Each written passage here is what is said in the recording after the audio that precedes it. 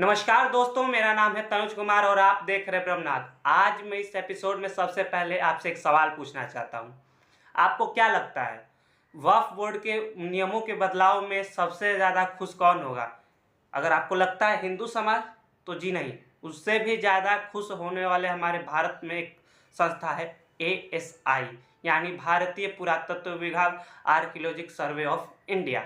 जी हाँ, क्योंकि 120 मोनूमेंट ऐसे हैं जिस पे वक्फ बोर्ड ने अपना दावा ठोक रखा है, चाहे वो फतेहपुर सीकरी हो, चाहे वो ताजमहल हो। जी हाँ, ताजमहल पे भी 2005 में वक्फ बोर्ड ने अपना दावा ठोक रखा था, लेकिन फिर मामला सुप्रीम कोर्ट पहुंचा। वहां सुप्रीम कोर्ट ने 2010 में वक्फ बोर्ड के नोटिस पे रोक लगा दिया और अप्रैल 2018 में अपना फैसला सुनाते हुए सुप्रीम कोर्ट ने कहा कि ये केस समय बर्बाद करने वाला केस है। भला ऐसा कौन मान सकता है कि ताजमहल वक्फ बोर्ड का है? जब वक्फ बोर्ड से इसके लिए सबूत पेश करने को कहा गया, शाहजहां का हस्ताक्षर वाला पेपर पेश करने को कहा गया, तो उस वक्फ बोर्ड नहीं पेश कर पाया। उस पर अपना दलील देते हुए वक्फ बोर्ड ने कहा कि ताजमहल खुदा का है, ऑलमाइटी का है, इसलिए ये वक्फ बोर्ड का अपने आप हो जाता है, व्यवहारिक रूप से हो जाता है।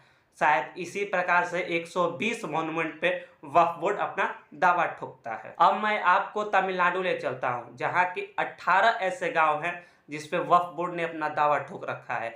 एक दो गांव नहीं, ध्यान से सुनिएगा, एक दो गांव नहीं, 18 गांव पे ये दावा वो 1994 में हुए सर्वे के अनुसार रखता है। उसी के अंतर्गत मैं आपको तिरुचि जिले के गांव में ले चलता हूं, जहां 1500 साल पुराना मंदिर पे वक्फ बोर्ड अपना दावा ठोकता है। केवल उस मंदिर पे नहीं, पूरे गांव पे रखता है, जबकि शायद वो वक्फ बोर्ड ये नहीं जानता कि उस समय वो पैदा भी नहीं हुआ था। जी हाँ, 1500 साल पुराने मंदिर पे। इसका पता तब चलता है जब वहाँ के किसान राजगोपाल अपनी ज़मीन बेचने के लिए रजिस्ट्रेशन के लिए जाते हैं, तब उन्हें पता चलता है कि उनकी ज़मीन तो उनकी है ही नहीं, बल्कि वक्फ बोर्ड की है, और उन्हीं की नहीं, पूरे गांव की ज़मीन वक्फ बोर्ड की है। खैर, ये मामला सिर्फ तमिलनाडु का ही नहीं है। अब मैं आपको बिहार ले चलता हूँ, जहाँ पटना से 30 किलोमीटर दूर गोविंदपुर एक गाँव है, जहाँ पूरे गाँव पे भी अब वक्फ बोर्ड ने अपना दावा ठोक रखा है। वहाँ के लोगों को अचानक एक दिन नोटिस मिलता है कि ये आपकी जो ज़मीन है वो आपकी नहीं, वक्फ बोर्ड की है, और इस पर कब्रिस्तान बनने वाला है। इसको आपको 30 दिन के अंदर ही खाली कर देना है। वहाँ पे वो एक बतौर बहुत बड़ा बोर्ड भी लगा देते हैं। जी हाँ, फिर लोगों ने इसके ऊपर केस किया, बड़े अधिकारियों से बात करने की कोशिश की, लेकिन इसका भी कोई फायदा नहीं हुआ। फिर लोग पटना हाई कोर्ट पहुंचे। वहाँ पे जब वक्फ बोर्ड से इसके लिए सबूत मांगा गया कि आप सबूत दीजिए कि ये ज़मीन आपकी है, तो वक्फ बोर्ड कोई सबूत पुख्ता नहीं रख पाया। फिर ये लोगों को उनकी ज़मीन दे दी गई। वक्फ बोर्ड, पटना हाई कोर्ट ने वक्फ बोर्ड के नोटिस पे रोक लगा दिया, लेकिन अभी तक वो बोर्ड नहीं हटा। अभी भी लोग सदमे में हैं, डर का माहौल है कि कब क्या हो जाए, क्योंकि इतना हक सरकार ने वक्फ बोर्ड को दे रखा है।